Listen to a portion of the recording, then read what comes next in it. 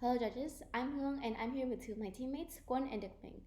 In this presentation, I'll be talking about our study on producing high-yield cordyceps militaris strains using a method called acid-sporic hybridization, and I'm very excited to share this with you guys. So first of all, what is cordyceps militaris? Cordyceps militaris is a parasitic fungus that contains many useful properties, such as anti-inflammatory or anti-tumor, which is also the reason why it has been used very widely as medicine in East Asia for the past hundreds of years.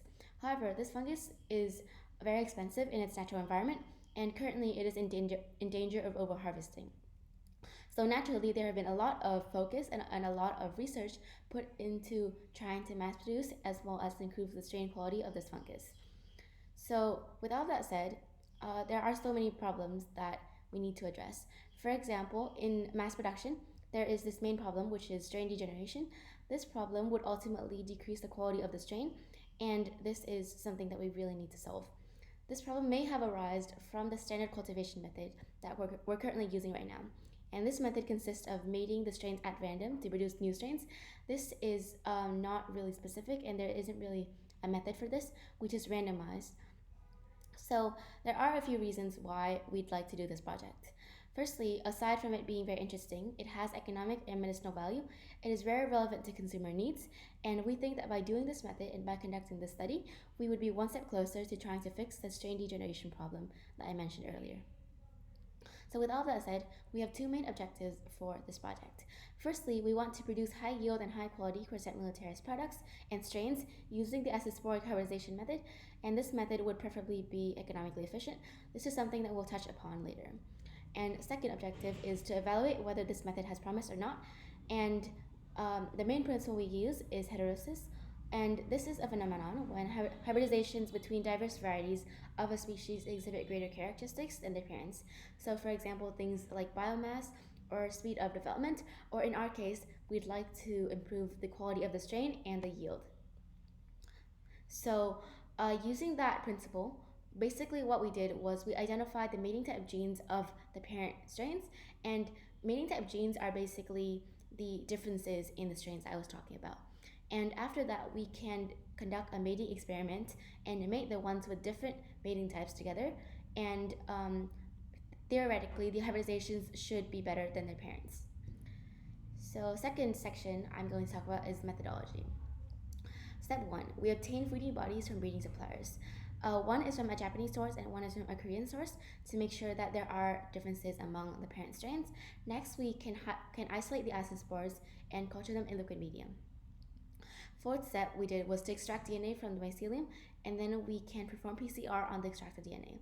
This is to amplify the mating type genes, which will make it easier to identify later. Sixth step is DNA electrophoresis. And this is considered to be the distinguishing step from our method to the standard method. So this method is more selective, whereas the other one is more randomized.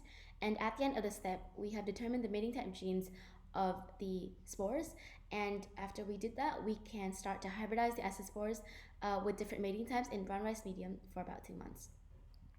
After those 2 months, we will be able to harvest the hybridizations and take average measurements to properly evaluate.